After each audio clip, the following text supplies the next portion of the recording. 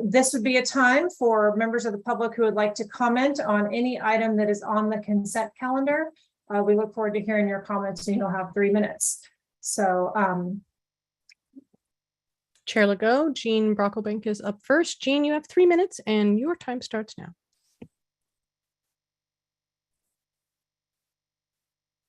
you're still muted, Jean.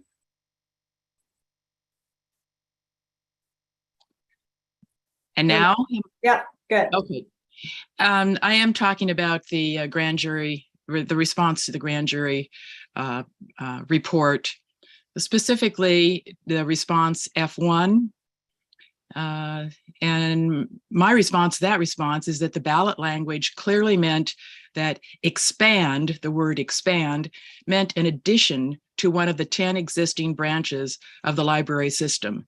This is why the public was shocked to learn that most of the more than $5 million of Measure S money for Live Oak would be for construction of the annex, not to provide new creative outdoor space or even install rooftop solar on the existing branch. Essentially, the existing branch got budget dust. The Simpkins Swim Center even gets new public art paid for by Measure S funds. Regarding F2 response, the Live Oak Annex was not created for program space. It was created mostly for after-school study space, of which there was more than sufficient possibility at the existing branch. Regarding F3, the text of Measure S repeated work was to be done on 10 branches, several times in that language. It did not state anything about an 11th branch. An annex is defined as a building joined to or associated with a main building, providing additional space or accommodations. In reality, the Live Oak Annex is joined to and associated with the Simpkins and Community Center building a mile away from the Live Oak Library building. In my response regarding F5, all services to be provided at the Live Oak Annex can be provided at the existing library branch. There is space for programs in the very large teen room, which is rarely used by teens.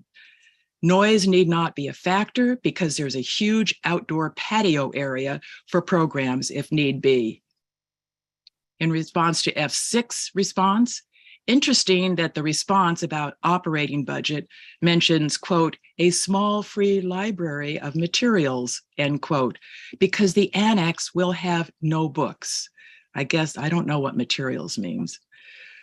R1 response, no matter how the response is played, construction of a library building a mile away from an existing branch, essentially creating an 11th branch, was not presented, never presented to the voters in the ballot language.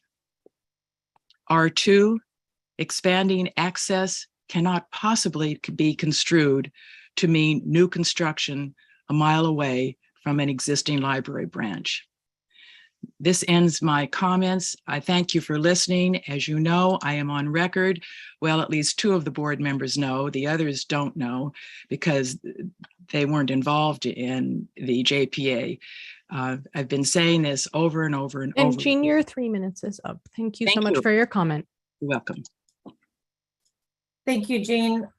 Is there any other member of the audience who'd like to comment on anything on the consent calendar?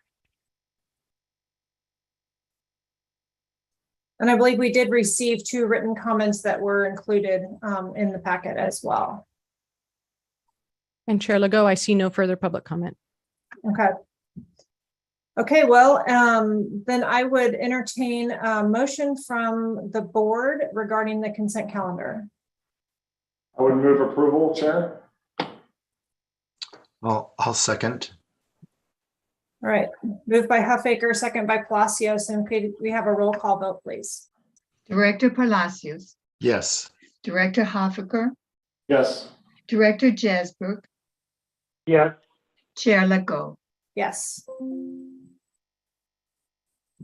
Thank you. The next item on our agenda is our general business, and item A is classification changes. So back to Director Wilburn. Thank you, Chair Legault, members of the board. We are bringing this item to you today, requesting that you approve the classification changes and the expenditure to the fiscal year 23 library operating budget. This is a request to remove a library specialist volunteer coordinator position in favor of adding a community relations specialist and removing a library information specialist in favor of a librarian position. A little bit of background about this in doing listening sessions with our staff who have just been phenomenal and listening to the public.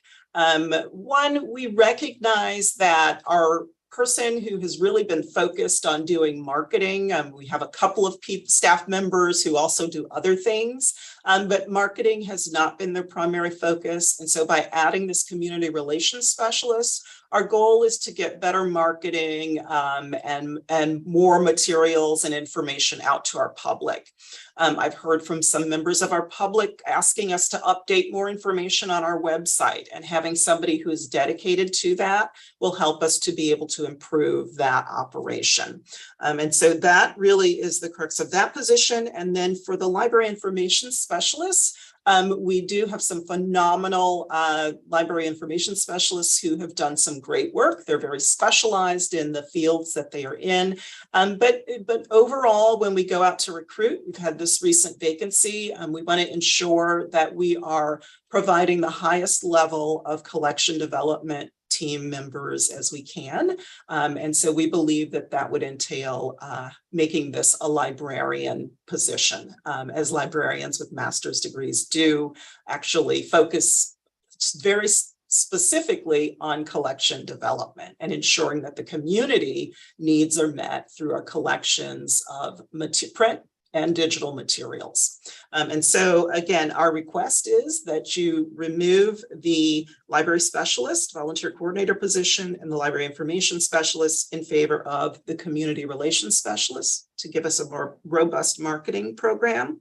And the librarian too would be replacing that information specialist for collection management. Thank you. And I'm happy to take any questions you might have. All right, thank you. Any questions or comments from our board members regarding these staffing changes?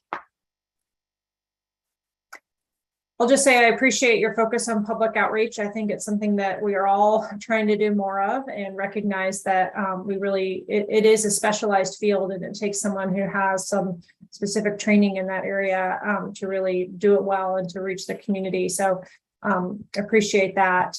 Let's see if there's any public comment on this item. Is there anyone in the audience who would like to comment on the staffing changes? Chair Legault, I see no public comments. All right, thank you. So let's see, I should jump back to the staff report. Are we looking for a motion to approve these changes? We probably are, right? Yes. I'll move the motion to approve the classification changes and expenditure for the changes to the library budget. I second that, and I also second Chair Legault's comments around the emphasis and prioritizing public outreach and the important role of that communication position. So thank you for that. Great.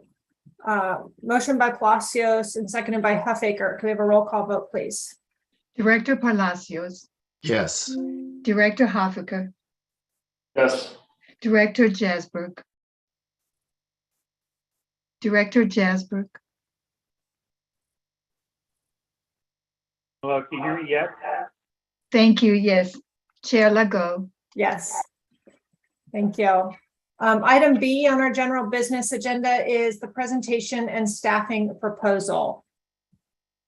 Thank you, Chair Legault.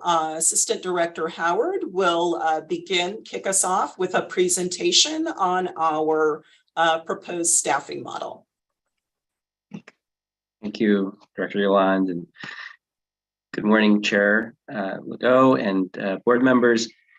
You may remember we came to the board a couple of times over the past couple of years where we are trying to answer the question simply, how many staff members do we need in each of these branches for X number of hours.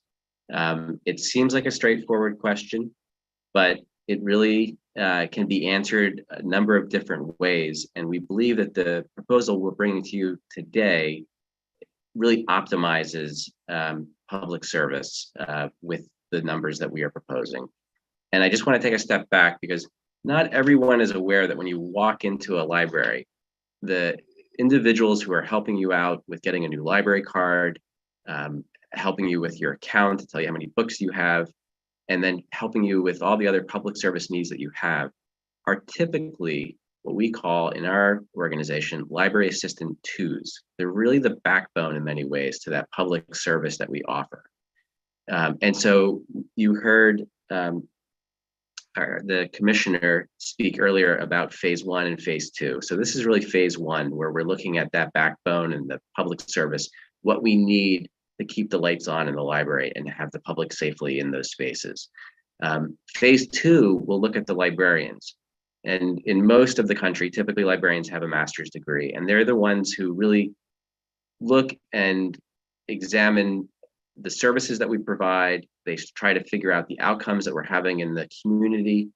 They run the services, the programs, and as the director Yolande said, they're also the ones who help identify what we need in our collection. So those, in a nutshell, are the different job responsibilities that we have. And so phase 1, we're looking at how we're going to continue to run public service and optimize that.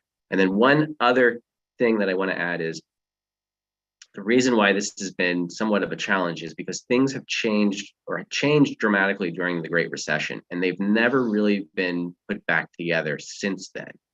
So since that period, the library here has relied heavily on temp staff in order to keep the lights on, in order to have the safe number of people operating our buildings so that we're within the MOU and that we can safely operate. That creates a number of challenges. And one of those challenges is oftentimes staff are wearing many different hats. So as I just described, in the ideal world where librarians are focusing on the programs and the services, trying to figure out how to evaluate them and trying to figure out what items we need to have in our collection, they're often running around doing multiple jobs that are really outside of that level of responsibility. And then we also have the library assistant twos running around trying to figure out how to fill these gaps.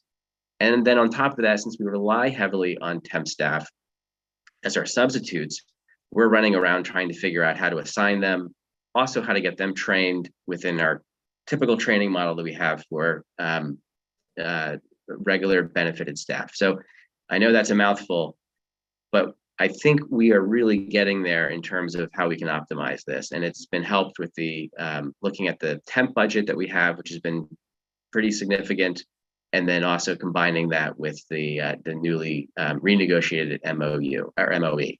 So this was the original goal that we had when we set off on this path, which was striving for fair and equitable services while remaining responsive to the unique needs of each community within Santa Cruz County. And then you can go to the next slide. So here, just very clearly are the goals that we've set. We're trying to provide adequate staffing levels to create smoother and less stressful operations. We are trying to recruit, train, and retain benefited permanent staff. Reduce job fatigue created through staff having to hold multiple positions, as I was mentioning earlier, and then ensure excellent customer service. Having the benefited staff rather than relying on so many substitutes gives us greater consistency, and that's going to help support, and for a number of reasons, providing better customer service. Meet strategic goals to have librarians dedicated to meeting program outreach and service needs. As I was saying, we've been wearing many different hats trying to keep the lights on at the library, and the goal here is to have a more uniform service and then have the paraprofessionals dedicated to helping us keep that public service going while the librarians are doing their work that they're supposed to be doing. Okay, go on to the next slide, please. So, as I mentioned, since the Great Recession, the library has relied heavily on temporary staff to open libraries. Minimum staffing reduces levels of service, programming, and outreach to the community. The lower staff levels result in reduced training and professional development capacity, Frequently, temporary staff work with less training than benefited staff. Library admin invests significant time and effort to recruit and assign temporary staff. So we have a lot of responsibilities for our admin staff, but they've also have to play full-time coordinator to get the substitutes to the different branches when we need to fill these gaps. And so this will help alleviate that time and that strain on them as well. So this whole model that we've been working on since the Great Recession has put a strain on every division within the library. Professional staff are pulled away from librarian duties when needed for customer service coverage. Again, wearing multiple hats. Okay, if you could please go on to the next. Okay, so here are the opportunities that we have now. So there has been for some time a large temp budget. And then this increase in the MOE allows us to convert that budget into benefited positions. And then it also sets us up for what we're going to be calling phase 2, which is when we will do an analysis on the needs that we have for the librarians. And so we'll be coming back to you with that proposal later on in the year. Refocusing LA2s, which are the library assistant 2s, role to nearly exclusively support public service can permit librarians to refocus their attention on other services and programs. Additional staff increase professional development and training opportunities. Okay, on to the next, please. So this just sort of gives a breakdown that I was highlighting earlier, so that when you walk into the library, more often than not, you're interacting with a library assistant too. They are the ones who are going to help you get your library card, help you with the printer, help you just locate the different areas of the library. So this gives you the breakdown. And then they have supervisors who are the library assistant 3s.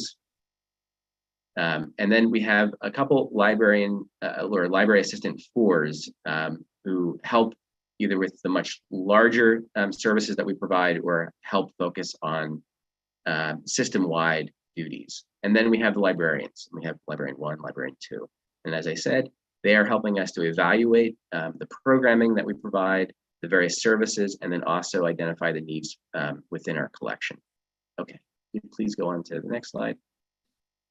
And as Chair Lindsay was saying, we are able to now provide more consistent hours across the board. So it will not be so hard to remember when the library is open.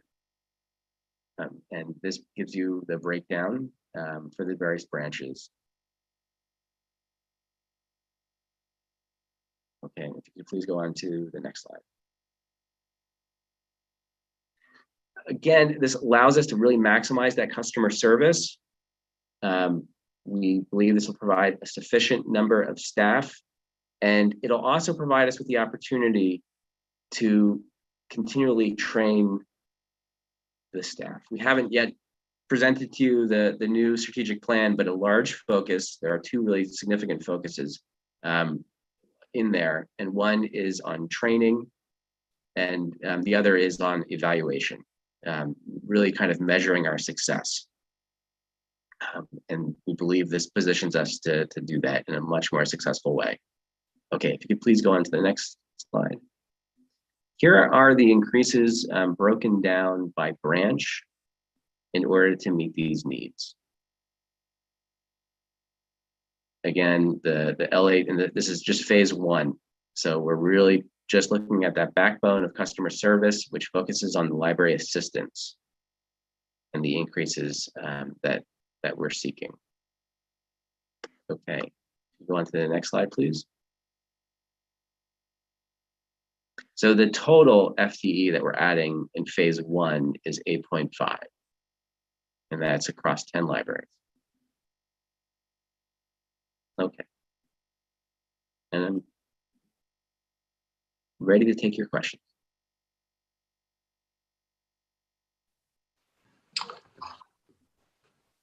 Thank you, Eric. Are there any questions from board members regarding these proposed staffing changes?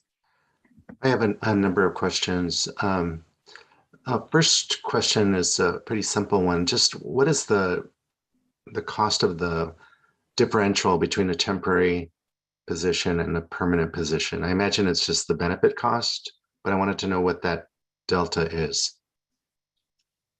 Sure. Within your packet, we've included some of that chart information in item 9B. We anticipate that we will have 373,739 remaining. We still do pay our aides out of that temp budget. So we are not completely eliminating the existing temp budget, which was about 825,000. So we're going to use a portion of that because we still have aides that come out of that budget. And our aides are the staff members who come and shelve materials at our branches. They may assist with setup, those types of things around the library. And so a portion of that temp budget is still going to be held for that, that purpose. In addition, we are saving a piece of that temp budget because we recognize that things happen and people may need to be off for an extended period of leave time for a medical reason, perhaps, or, you know, something else. And so we still are maintaining a piece of that temporary budget in case we do need to bring someone back in. But what we're using is about 374,000, almost 373,739. That's going to help offset the cost, which is 817,869, and that includes salary and benefits for the 8.5 FTE. And so when in that last chart on page 75 of your packet, we've kind of outlined in the chart there that we're anticipating with the revenue we added in item 8I, that 1.370, that we are then going to, we have those janitorial costs that we have incurred with the increase in the contract and in adding the midday cleanings. And then we have an 8% automatically whenever there is an increase in our revenue, we increase our collection budget to ensure that we're balancing our collections. And then that is 109,000. And then the item 9A, which we approved for the classification changes, was at an additional expense of 85,694. And then coming down to, you can see in this chart, the 373,739 is that savings that we're still capturing from that, temporary budget, where we're not going to have that big temp budget just sitting out there. We're going to use a portion of that to offset the costs of these proposed 8.5 FTE. And then, you know, with balancing that all out, it's going to result in about 659,000 that will still be maintained in our general fund, our library general fund budget that will be left over. And so we know that we've got some other projects that we may want to do moving forward, but at this time we actually are have additional revenue at the end of the year based on this of about 659,000. Okay, I do have questions about the overall impact, but my question, it didn't answer my question. My question was just on a temporary position versus a benefited position. What is the delta? So one FTE temporary position, one FTE permanent position. What is the cost differential? I would have to get that information for you because the temps do not get benefits. And Right. so I would have to separate that out. Yeah. I'm happy to get you that I information. mean, typically, you know, we used to say it was 30%, typically the benefited factor, but lately with the cost of PERS and health benefits, it's, I know with some county positions, depending, public safety, we're all the way up to almost 70%. Other positions, we have many that are up to 50%.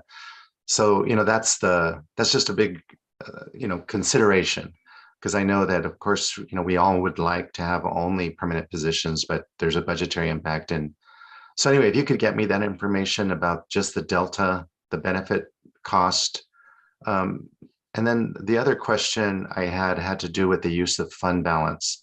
I know when we approved the budget, we were using a fair amount of fund balance to balance the budget.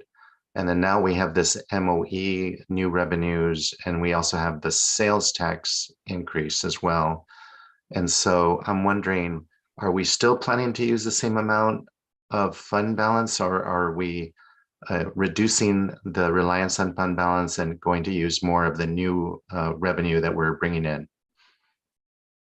We certainly, with that 659,000, it would reduce that fund balance that we would be using if we're using this. Yes. So it would be good to have the actual figures. So maybe if you could get us that information, if you could revise the budget, the overall budget summary and present that to us, because I know in the overall budget summary, we had that use of fund balance of, I forget how much it was, but it was a fair amount. And now we're bringing in new revenue. And so in theory, we're going to use, we're also increasing our expenditures, but I'm also assuming, I know that there's some amount of money that's left over between our increased costs and our new revenue. So I'm assuming we're going to use less fund balance. And it would be good to be able to see that summary chart, because I do think that maintaining our fund balance to the greatest extent possible going into a recession year, which we know that the revenues are going to start going down instead of up more than likely in the next couple of years. So if you could get us that information, I didn't see it in the packet, the overall summary of how we're using the change and how we're going to use fund balance based on all these changes.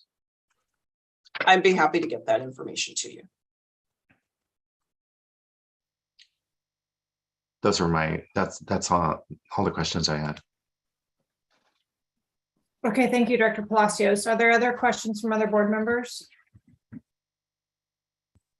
Carlos asked mine regarding the fund balance. It's all something I'm continuing to try to get my arms around as we move through it. So as much detail as we can provide as we're making adjustments would be helpful. And then just doing the quick math on the table that you guys provided, looks like the net increase in personnel costs would be around $444,000. Is that right? From shifting from temps to permanent? Do I have that right?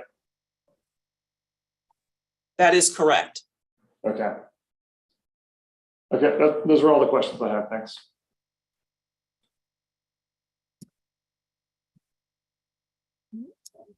Okay, I agree. I think anytime we make changes to permanent FTEs, which is a permanent long-term commitment, we have less flexibility than we do when we're looking at temp staffing and temp budgets. And so understanding not just the current year budget impact, but the long-term budget impact of those increased staffing is definitely something that this board and library leadership, should be looking at and considering. And to Director Palacios' point, the economy right now is very difficult to predict, but there are certainly those recession predictions on the horizon, and it's always challenging to balance that with recognizing the needs and the challenges of trying to run day-to-day operations with less reliable staff and less trained staff who are going to not be able to provide as good a public service because they aren't full-time permanent employees. So thank you for that presentation. Let's turn it over to public comment and see if there's any members of the audience who would like to comment on this item.